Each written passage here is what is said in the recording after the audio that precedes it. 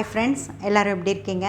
நல்லா இருப்பீங்க. பேசும் கிரகங்களிலிருந்து உங்கள் நித்யா ராஜேந்திரன். ஃப்ரெண்ட்ஸ், நம்ம போன பதிவுகளெல்லாம் நிறைய யோகங்கள் பற்றி பார்த்தோம் இல்லைங்களா? அதில் இப்போவும் அதே மாதிரி ஒரு யோகம் தான் நான் எடுத்துகிட்டு வந்திருக்கேன். அது என்ன விஷயத்துக்காக இந்த யோகங்களை எடுத்துகிட்டு வந்தேன் அப்படின்னா, உங்களுக்கு பரிவர்த்தனை அப்படின்னு சொல்லி ஒரு விஷயம் இருக்குது. அதை பற்றி சொல்லிக் கொடுக்கணும் அப்படிங்கிறதுக்காக தான் இந்த யோகங்களை எடுத்துகிட்டு வந்திருக்கேன். பரிவர்த்தனை அப்படின்னா என்னன்னு பார்த்துட்டு அந்த யோகங்களை பற்றியும் நம்ம பார்க்கலாம் ஃப்ரெண்ட்ஸ். குருமங்கள யோகம், சந்திரமங்கள யோகம் அப்படின்னு சொல்லி 2 யோகங்கள் இருக்குது. அது என்ன அப்படின்னு சொல்லி பார்த்தீங்க அப்படின்னா, அதுக்கு என்ன விளக்கம் கொடுத்துருக்காங்க அப்படின்னு சொல்லி பார்த்தீங்க அப்படின்னா, குருவும் மங்களம் அப்படின்னு சொன்னால் செவ்வாய், அதாவது குரு மங்கள யோகம் அப்படின்னு சொல்லி சொன்னால், குரு அப்படிங்கிறது உங்களுக்கு யாருன்னு தெரியும், குரு. மங்களம் அப்படின்னு சொன்னால் செவ்வாய் அப்படின்னு அர்த்தம். அந்த குருவும் செவ்வாயும் ஒரே கட்டத்தில் சேர்ந்து இருந்தாங்க அப்படின்னா அது குருமங்கள யோகம் அப்படின்னு சொல்லி சொல்கிறாங்க. அதே போல் அந்த குருவுடைய நட்சத்திரங்களில் செவ்வாய் இருந்து செவ்வாயுடைய நட்சத்திரங்களில் குரு இருந்தார் அப்படின்னா அது பரிவர்த்தனை யோகம் அப்படின்னு சொல்லி சொல்கிறாங்க ஃப்ரெண்ட்ஸ். அதாவது குருக்கு 3 நட்சத்திரங்கள் இருக்குது இல்லைங்களா? புனர்பூசம், விசாகம், புரட்டாதி அப்படின்னு. அதே போல் செவ்வாய்க்கு 3 நட்சத்திரங்கள் இருக்குது. மிருகசீரிடம், சித்திரை, அவிட்டம் அப்படின்னு. குரு மிருகசீரிடத்துலேயோ சித்திரையிலையோ அவிட்டத்துலேயோ நின்னார் அப்படின்னா அது குருமங்கள யோகமாக. அதே போல் செவ்வாய் குருவுடைய புனர்பூசத்துலேயோ விசாகத்துலேயோ பூரட்டாதிலேயோ நின்னார் அப்படின்னா அதுவும் பரிவர்த்தனை யோகம், குருமங்கள யோகம் பரிவர்த்தனையில் வருது அப்படின்னு சொல்லி சொல்கிறாங்க ஃப்ரெண்ட்ஸ். அதே போல் குருவோட வீட்டில் செவ்வாய் இருக்கிறது, செவ்வாயோட வீட்டில் குரு இருக்கிறது அப்படின்னு சொல்கிறாங்க. அது என்ன அப்படின்னு பார்த்தீங்கன்னா, குருவுடைய வீடுகள் என்ன, மீனமும் தனுசும். அதில் செவ்வாய் இருந்தார் அப்படின்னா அங்கே பரிவர்த்தனையாக இருக்காங்க அப்படின்னு சொல்லி சொல்கிறாங்க. அதே போல் செவ்வாயோட வீடுகளான மேஷத்துலேயும் விருச்சகத்துலேயும் குரு இருந்தார் அப்படின்னா குருவும் பரிவர்த்தனை ஆயிருக்காரு அப்படின்னு சொல்லி அந்த பரிவர்த்தனையான அந்த யோகங்கள் இருக்குது, அதாவது குருமங்கள யோகம் இருக்குது அப்படின்னு சொல்லி சொல்கிறாங்க ஃப்ரெண்ட்ஸ். அதே போல் சந்திரனுக்கு பார்த்தீங்க அப்படின்னா இந்த கடகம் 1 தான் சந்திரனுடைய வீடு. இந்த சந்திரனோட வீடு அப்படிங்கிறது இந்த கடகம் 1 தான். இந்த கடகத்தில் செவ்வாய் இருந்தார் அப்படின்னாலும் சந்திர மங்கள யோகம், அதாவது சந்திரன் செவ்வாய் சேர்க்கை அப்படின்னு சொல்லி சொல்கிறாங்க. அதே போல் இந்த சந்திரனுடைய நட்சத்திரங்களான இங்கே ரோகிணி இங்கே இருக்குது, அஸ்தம் இங்கே இருக்குது, திருவோணம் இங்கே இருக்குது ஃப்ரெண்ட்ஸ். இந்த 3 நட்சத்திரங்களில் செவ்வாய் இருந்தாலும் சந்திரமங்கள யோகம் இருக்குது அப்படின்னு சொல்லி சொல்கிறாங்க. அதே போல் செவ்வாயுடைய நட்சத்திரங்களில் சந்திரன் இருந்தாலும், சந்திரன் இங்கே மிருகசீரிடத்துலையோ இங்கே சித்திரையிலையோ இங்கே அவிட்டம் இருக்குது இல்லைங்களா? இந்த 2 கட்டத்தில் அவிட்டம் இருக்கும், இங்கே 2 கட்டத்தில் சித்திரை இருக்கும், இங்கே 2 கட்டத்தில் மிருகசீரிடம் இருக்கும். அப்படி அந்த நட்சத்திரங்களில் சந்திரன், செவ்வாயுடைய நட்சத்திரங்களில் சந்திரன் இருந்தாலும் உங்களுக்கு சந்திர மங்கள யோகம் இருக்குது அப்படின்னு சொல்லி சொல்கிறாங்க. அதே போல் சந்திரன் மேஷத்துலேயும் விருச்சகத்துலேயும் இருந்தாருன்னா, இது செவ்வாயுடைய வீடுகள் இல்லையா, இருந்தார் அப்படின்னா அதுவும் சந்திரமங்கள யோகம். இந்த செவ்வாய் கடகத்தில் போய் இருந்தார் அப்படின்னாலும் அது சந்திரமங்கள யோகம் அப்படின்னு சொல்லி இந்த பரிவர்த்தனை அப்படிங்கிற விஷயம் உங்களுக்கு இப்போ புரிஞ்சிருக்கும்னு நினைக்கிறேன். செவ்வாய் சம்மந்தப்பட்ட இடங்கள்லையெல்லாம் சந்திரன் இருக்கிறதும், சந்திரன் சம்மந்தப்பட்ட இடங்கள்லையெல்லாம் செவ்வாய் இருக்கிறதும் பரிவர்த்தனை அப்படின்னு சொல்கிறாங்க. அதாவது உங்கள் ஸ்ட்ரீட்டில் உங்கள் பக்கத்தில் இருக்க வீட்டில் இல்லை எதிர் வீட்டில் அப்படி ஏதோ ஒரு வீட்டில் போய் நீங்கள் இருக்கிறதும், அதே நேரத்தில் அந்த வீட்டு பொண்ணு உங்கள் வீட்டுக்கு ஏதோ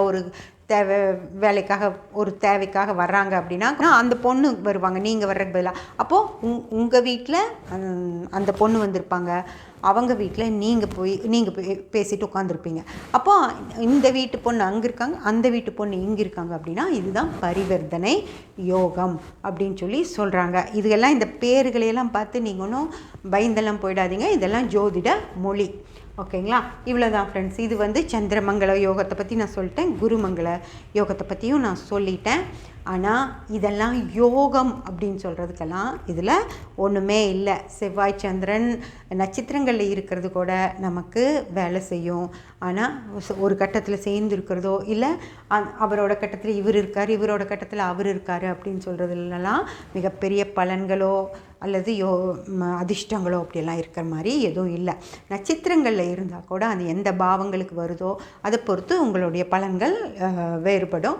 ஆனால் கட்டங்களில் இருக்கிற கிரகங்களுக்கு வர்ற பலன்கள் எல்லாம் எதுவும் பெரிய அளவில் அதெல்லாம் சும்மா சொல்கிறாங்க. ஆனால் அந்தளவுக்கு துல்லியமான பலன்கள் எல்லாம் அது கொடுக்கறது இல்லை ஃப்ரெண்ட்ஸ். அதே போல் உங்களுக்கு மிக முக்கியமான இன்னொரு விஷயம், இதை நம்ம சேனலில் முதலே நான் சொல்லியிருக்கேன். ஆனால் இப்படி போர்ட் போட்டு எழுதி விளக்கமாக சொல்ல முடியல.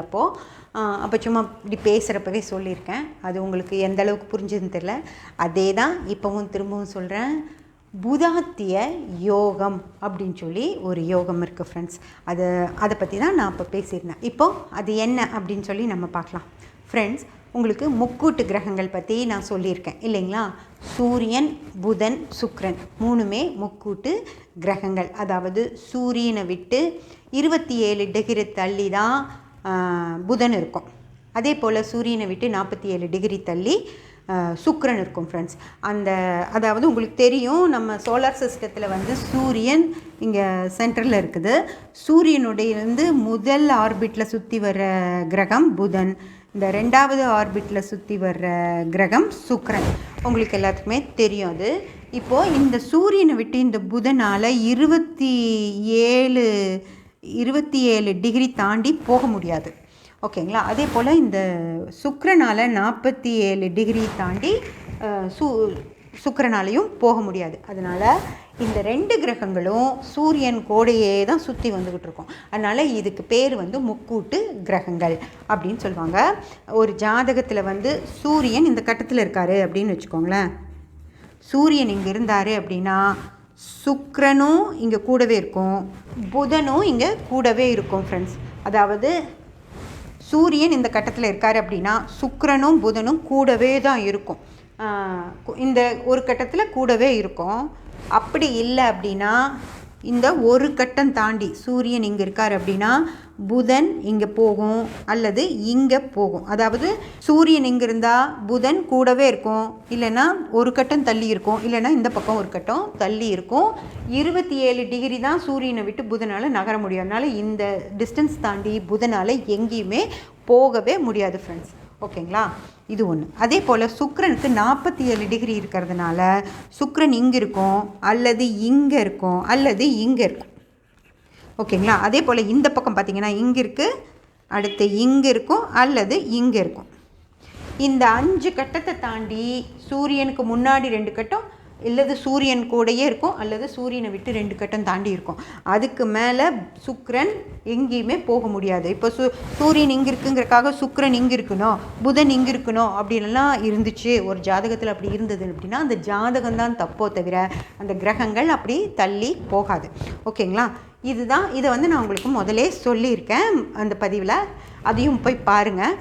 இப்போது உங்களுக்கு ஃப்ரெண்ட்ஸ் இந்த புதாத்திய யோகம் அப்படின்னு சொல்லி சொல்கிறாங்க இல்லைங்களா? அது என்ன அப்படின்னு பார்த்தீங்கன்னா, இந்த சூரியனும் புதனும் சேர்ந்து ஒரே கட்டத்தில் இருந்துச்சு அப்படின்னா அது புதாத்திய யோகம் அப்படின்னு சொல்லி சொல்கிறாங்க. அந்த புதாத்திய யோகத்தில் அந்த யோகம் இருக்கிறவங்க சூப்பராக படிப்பாங்க, ரொம்ப நல்லா படிப்பாங்க, பெரிய அளவில் பிஹெச்டி வரைக்கெல்லாம் போவாங்க, நல்லா படிப்பாங்க அப்படின்னு சொல்லி சொல்கிறாங்க. ஓகே, நான் ஒத்துக்கிறேன். அவங்க சூரியனும் புதனும் சேர்ந்து இருந்தால் அவங்க நல்லா படிப்பாங்க அப்படின்னே இருக்கட்டும், அதில் ஒரு பிரச்சனையும் இல்லை. ஆனால் நான் கேட்குறது என்ன அப்படின்னு பாருங்கள். சூரியனும் புதனும் ஒரே கட்டத்தில் 4 மாதம் இருக்கும். இந்த பக்கம் தனியாக புதன் வந்து 4 மாதம் இருக்கும், அந்த பக்கம் தனியாக போய் புதன் 4 மாதம் இருக்கும். அப்போது 4 மாதமும் ஒரு வருஷத்துக்கு 4 மாதம் எத்தனை குழந்தைங்க பிறப்பாங்க? நீங்கள் எந்த கட்டத்தில் வேணால் வச்சுக்கோங்க. இதுலேயும் சூரியன் புதன் சேர்ந்துருப்பாங்க, இதுலேயும் 4 மாதம் சூரியன். ஒரு வருஷத்துக்கு 4 மாதம் சூரியனும் புதனும் சேர்ந்து தான் இருப்பாங்க. இந்த கட்டத்தில் இருப்பாங்க, இந்த கட்டத்தில் இருப்பாங்க, இந்த கட்டத்தில் இருப்பாங்க, இங்கே இருப்பாங்க, இங்கே இருப்பாங்க, எங்கே வேணாலும் 4 மாதம் சூரியன் புதன் சேர்ந்து தான் இருப்பாங்க. அப்போது சூரியனும் இந்த உலகத்தில் பிறக்கிற 100 உலகமெல்லாம் விட்டுருங்க, நம்ம தமிழ்நாட்டிலே வச்சுக்கலாம். தமிழ்நாட்டில் பிறக்கிற குழந்தைகளில் 4 மாதம் பிறக்கிற எல்லா குழந்தைங்களோட ஜாதகத்துலேயும் சூரியனும் புதனும் சேர்ந்து தான் இருப்பாங்க ஃப்ரெண்ட்ஸ். ஓகேங்களா? மிச்சம் 8 மாதம் பிறக்கிறவங்க தான் இதாக இருப்பாங்க. அப்படின்னா நம்ம விகிதாசாரப்படி பார்த்தீங்க அப்படின்னா 133 பேர் 33 பேர் 100க்கு 33 ஜாதகங்களில் சூரியனும் புதனும் சேர்ந்து தானே இருக்கும். அப்போ இது யோகமாக எப்படி நம்ம எடுத்துக்க முடியும் இல்லைங்களா? 100ல் ஒருத்தருக்கு, 1000ல் ஒருத்தருக்கு, 1,00,000ல் ஒருத்தருக்கு, கோடியில் ஒருத்தருக்கு ஒரு யோகம் இருக்குது அப்படின்னா அது யோகம். 100ல் 33 பேர்த்துக்கு இருக்கிறதுக்கு பேர் யோகமா? ஓகேங்களா? இதே போல தான் பல விஷயங்கள்லையும் யோகங்கள் சொல்லப்படுது. ஒரு கிரகம் அங்கே தான் இருக்கும், அதெல்லாம் மறந்துடுறாங்க. அன்னைக்கு முழுக்க பிறக்கிறவங்களுக்கு அங்கே தான் இருக்கும், அந்த மாதம் முழுக்க பிறக்கிறவங்களுக்கு அங்கே தான் இருக்கும். குரு ஒரு வருஷத்துக்கு ஒரே கட்டத்தெல்லாம் இருப்பார். ஓகேங்களா? சந்திரன் 12 தடவை சுற்றி வருவார். குரு இங்கே இருக்கார் அப்படின்னு வச்சுக்கோங்க. சந்திரன் 27 நாளைக்கு ஒரு தடவை இப்படி சுற்றி வரும். ஃபுல்லாக சுற்றி தான் வரும் இல்லைங்களா? இங்கே 12 தடவை இங்கே வந்துட்டு போவோம் சந்திரன் இந்த கட்டத்துக்கு. அப்போ குருவும் சந்திரனும் சேர்ந்து இருக்கிற எல்லா நேரமும் பிறக்கிற குழந்தைங்களுக்கு குருச்சந்திர யோகம் இருக்குது. ஓகேங்களா? அதே போல் செவ்வாயும் அதே போல் தான் வந்துட்டு போவார். அப்போ குரு மங்கள யோகமும் இருக்குது, குரு சந்திர யோகமும் வரும், குரு மங்கள யோகமும் இருக்கும். அதுக்கப்புறம் இங்கே நட்சத்திரங்களும் குருவுடைய நட்சத்திரங்கள் இங்கே எல்லாம் இருக்குது. இங்கே பூரட்டாதி இருக்குது, இங்கே புனர்பூசம் இருக்குது, இங்கே விசாகம் இருக்குது. ஓகேங்களா? இதுக்குள்ளே போகிறப்பெல்லாம் அவங்களுக்கு எல்லாத்துக்கும் குரு சந்திர யோகம் இருக்கும் சந்திரன் வரப்போ. அதே போல் செவ்வாயும் 1.5 மாதத்துக்கு ஒரு தடவை சுற்றி வருவார். குரு இங்கேயே தான் இருப்பார். செவ்வாய் 1.5 மாதத்துக்கு ஒரு தடவை சுற்றி வந்தார் அப்படின்னா 8 தடவை குருவை பார்த்துட்டு போயிடுவார். அதே போல் குருவுடைய நட்சத்திரங்கள் இங்கே இருக்குது, செவ்வாயோட நட்சத்திரங்களும் இங்கே இருக்குது. 8 தடவை சுற்றி போயிடுவார். அதே போல் குருவோடைய நட்சத்திரங்கள் பூரட்டாதி, புனர்பூசம், விசாகத்துக்கு அவரும் செவ்வாயும் வந்துட்டு போவார். அப்போது அது அத்தனையுமே யோகமாக அத்தனை பேர்த்துக்கு இருந்தால் அது யோகமாக அந்த நாட்களில் எத்தனை ஜாதகர்கள் பிறப்பாங்க இல்லைங்களா? அப்போது அதெல்லாம் அத்தனை ஜாதகர்களுக்கும் குருமங்கள யோகம், குருச்சந்திர யோகம் எல்லாமே இருக்கா? அப்புறம் சந்திரன் செவ்வாய்க்கும் சேர்க்கைக்கும் ஏதோ ஒரு பேர் இருக்குது, அவங்களும் அப்படி தான். அதெல்லாம் இருக்கா அப்படின்னு, அதெல்லாம் யோகமா அப்படின்னு கேட்குறேன். ஜஸ்ட்டு ஒரு கிரகம் சேர்க்கைப்படுது. இதுக்காக உங்கள் ஜாதகத்தில்ங்க உங்கள் பொண்ணுக்கு குருமங்கள யோகம் இருக்குது அப்படின்னு சொல்லிட்டா, அந்த அம்மா என் பொண்ணுக்கு குருமங்கள யோகம் இருக்குது, அப்படி அது நடக்க போகுது, இது நடக்க போகுது, பெரிய இடத்து மாப்பிள்ளை தான் வரும், வசதியான மாப்பிள்ளை தான் வரும்னு சொல்லிட்டு வச்சுட்டு அந்த மாதிரி மாப்பிள்ளை வந்தால் தான் நாங்கள் பண்ணுவோம், ஏன்னா எங்கள் ஜாதகத்தில் குருமங்கள யோகம் இருக்குது அப்படின்னு சொல்லி வச்சுக்கிட்டு இருக்காங்க. அந்த மாதிரி சும்மா ஜஸ்ட்டு வாயில் குருமங்கள யோகம் இருக்குது அப்படின்னு சொல்லிட்டா அது அவங்களுக்கு என்னன்னே தெரியாது. அவங்க தெரியாமல் அது ஏதோ பெரிய விஷயம் போல் இருக்குது அப்படின்னு நினச்சிட்டு அது 100 பேர்த்துக்கும் இருக்கும். செவ்வாயும் குருவும் சேர்ந்துருக்கும். அது அவங்களுக்கு எல்லாத்துக்குமே யோகம்தான். ஆனால் அது மிகப்பெரிய யோகம், அது மிகப்பெரிய பலனை கொடுக்கும் அப்படின்னு தெரியாமல், ஜோதிடமே தெரியாதவங்களுக்கு அதை சொல்லி அதை அவங்க ஏதோ பெரிய விஷயம் நினச்சிட்டு அதுக்காக காத்துட்ருக்கிறது அப்படிங்கிற விஷயமெல்லாம் நடக்கிறதுனால இதெல்லாம் ஒன்றும் பெரிய விஷயமெல்லாம் கிடையாது. 1000 பேர்த்துக்கு ஒரே மாதிரி ஜாதகம் தான் இருக்கும் அப்படிங்கிறதுக்காக தான் நான் இதெல்லாம் சொல்கிறேன் ஃப்ரெண்ட்ஸ். உங்களுக்காக, மக்களுக்காக தான் நான் சொல்கிறேன். இதை எந்த ஜோதிடரையும் நான் தப்பு சொல்லலை. மக்கள் அப்படி ஒரு ஆமாம், நம்ம போய் உட்கார்ந்தா நீங்கள் பணம் கொடுக்குறீங்க ஜோதிடருக்கு, அப்போ அவங்க உங்களை பற்றி ஒரு வார்த்தை பெருமையாக தான் பேசுவாங்க. உங்கள் ஜாதகத்தில் புதாத்திய யோகம் இருக்குது அப்படிம்பாங்க. 33 பேர்த்துக்கு இருக்கும், 133 பேர்த்துக்கு புதாத்திய யோகம் இருக்கும், எல்லோரும் நல்லா படிப்பாங்க. அதே மாதிரி இங்கே ஆயிரக்கணக்கான பேர்த்துக்கு குருமங்கள யோகம் இருக்கும். அப்படி சொல்ல தான் செய்வாங்க. உடனே அது பெரிய விஷயம்னு நினச்சிக்காம குருமங்கள யோகம் அப்படின்னா என்னன்னு இன்றைக்கி யூடியூப் தட்டினீங்கன்னா எல்லாத்துக்குமே தெரியும். அது என்னன்னு தெரிஞ்சுக்கிட்டு அது ஒன்றும் பெரிய விஷயம் இல்லை, நம்ம அதுக்காகலாம் வெயிட் பண்ண வேண்டாம் அப்படின்னு புரிஞ்சுட்டு அதுக்கு தகுந்த மாதிரி நடந்துக்க பழகிக்கோங்க ஃப்ரெண்ட்ஸ். இதை சொல்லணும் அப்படின்னு நினச்சேன். சப்ஸ்கிரைப் பண்ணி பெல் பட்டன் ப்ரெஸ் பண்ணி வச்சுக்கோங்க. அப்போ தான் நான் போடுற எல்லா பதிவுகளும் உங்களுக்கு கிடைக்கும். லைக் பண்ணி கமெண்ட் பண்ணி ஷேர் பண்ணிங்கன்னா எனக்கு சப்போர்ட்டிவாக இருக்கும். Thank you friends.